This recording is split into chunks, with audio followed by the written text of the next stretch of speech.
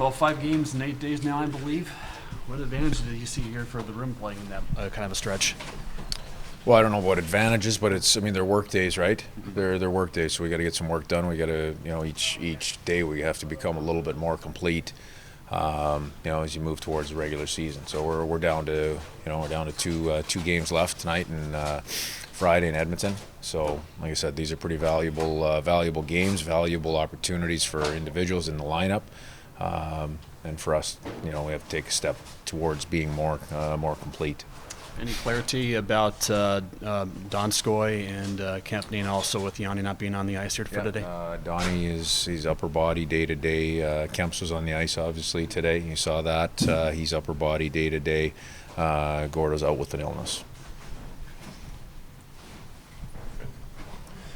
On your power play, I noticed today you didn't use Schultz on either power play. Is that just to get a different look? Is he not going to be in the lineup tonight? Not in the lineup tonight, so it gives, but it does also give us an opportunity to have Dunner in a different spot. Seuss is a guy that has to be ready to jump on a power play, and with Riker being in the lineup tonight, he'll likely get a couple of reps there as well, depending on how many power plays we have. But the big thing is we want to get Dunner with that unit and Seuss some reps. Is Jones your starter tonight? Or okay, he's going to go the distance, you think? That's the plan. Okay.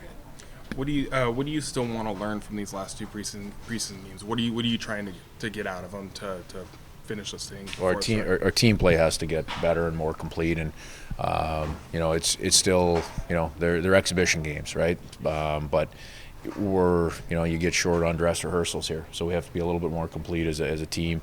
Individually, what are we looking for? We've got significant competition yet, and some really difficult decisions that are going to come right down to hopefully right down to the wire in terms of our roster, and also have spoken a little bit about it, but just the structure of where guys are going to be, and who's going to be in that lineup on opening night. We still have a lot of information to gather there and figure out where we're going with a couple of guys, and it's their performance that's going to dictate a lot of that. Do you feel that you'll need these last 2 games to make those last decisions, or do you think that's going to come earlier? No, we're going to use all the time we have. Absolutely. Common practice or common theory is, you're going to see something that's, our game day lineup, so to speak, on Friday in Edmonton. I wouldn't read too much into that right now. I don't have a mindset on it.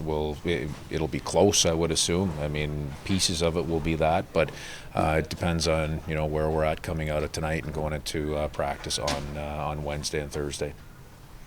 At this stage in camp, what's the biggest thing you've taken away from the group and how they've come through and what you have in this team? There's really not one. There's not really one big thing.